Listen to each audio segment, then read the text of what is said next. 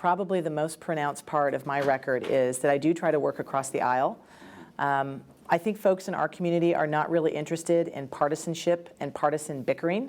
They want leaders who are going to get results and do the job. There's a lot of frustration with the partisan conversations that happen in Congress and in Sacramento, and I didn't run for office so I could just be a partisan.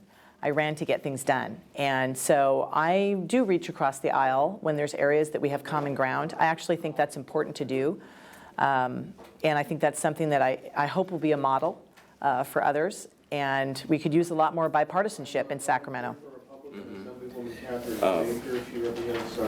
Can you elaborate more on the bond issue when you handle in both parties?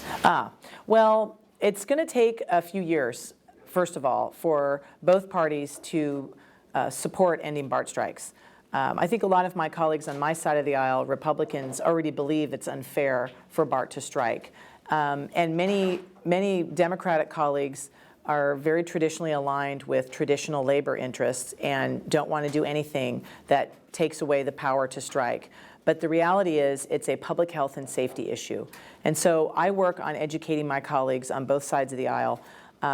Look, if we have another strike in 5 years, do you want to go back to your districts and say you did nothing to prevent that from happening? Why don't we come up with a solution long before there's another problem, and let's make it bipartisan so that it's the best solution. I personally believe all of our major challenges facing our state are better solved when you are bipartisan solutions and not strictly in party lines.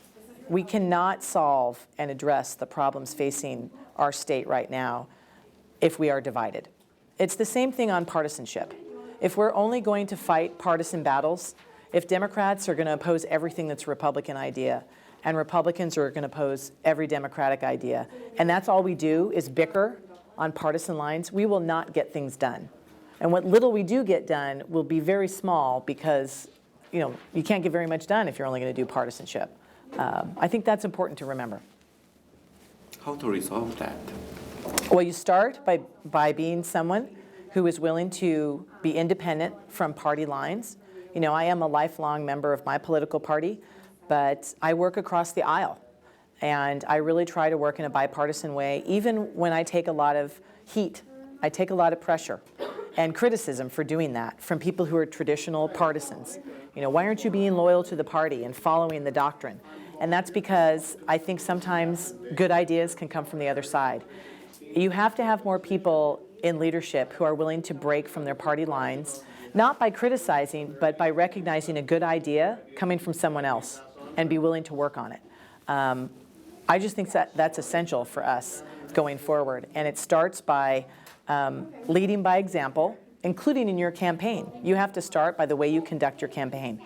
And my campaign is one where I have the bipartisan endorsement of Democrats and independents and Republicans all across the political spectrum from every town that I represent in my district. And you have to show that you earn that support and not just talk about it.